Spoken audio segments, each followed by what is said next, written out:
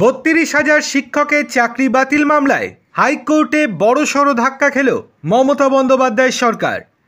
কলকাতা হাইকোর্টে সম্প্রতি 32,000 প্রাথমিক শিক্ষকের চাকরি বাতিল সংক্রান্ত মামলার শুনানি অনুষ্ঠিত হয়েছে। এই মামলায় 2016 সালের প্রাথমিক শিক্ষক নিয়োগ প্রক্রিয়ার সঙ্গে জড়িত যেখানে একাধিক অনিয়মের অভিযোগ উঠেছে। আসুন এই মামলার মূল বিষয়গুলি এবং শুনানির গুরুত্বপূর্ণ তথ্য বিস্তারিতভাবে জেনে নেওয়া যাক। মামলার প্রেক্ষাপট ও অভিযোগ। এই মামলার সূত্রপাত হয় 140 জন অপ্রশিক্ষিত প্রার্থীর একটি আবেদনের মাধ্যমে। তাদের অভিযোগ ছিল যে 2016 সালের নিয়োগ প্রক্রিয়ায় অস্বচ্ছতা ছিল, মেধা তালিকা প্রকাশ করা হয়নি এবং কম নাম্বার পাওয়া প্রার্থীরা চাকরি পেয়েছেন। পরবর্তীকালে এই মামলাটি বৃহত্তর দুর্নীতির তদন্তে মোড় নেয়।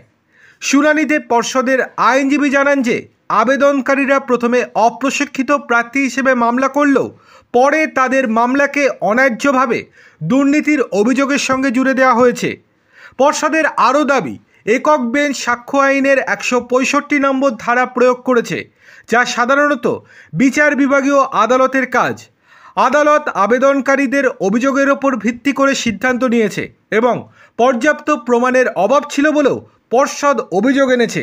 এছাড়াও একক বেঞ্চের পদ্ধতিগত ত্রুটি, যেমন সাক্ষীদের তলব করার প্রক্রিয়া নিয়েও প্রশ্ন তুলে দিয়েছে পর্ষদ।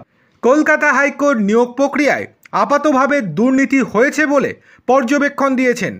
পর্ষদ যখন পদ্ধতিগত বিষয় নিয়ে প্রশ্ন তুলছে, তখন আদালত দুর্নীতির বিষয়টিকেই বেশি গুরুত্ব দিচ্ছে এবং পর্ষদের কাছে এটাও বলা হচ্ছে যে আপনারা যে দুর্নীতি করেছেন কেন স্বীকার করছেন না সেটা।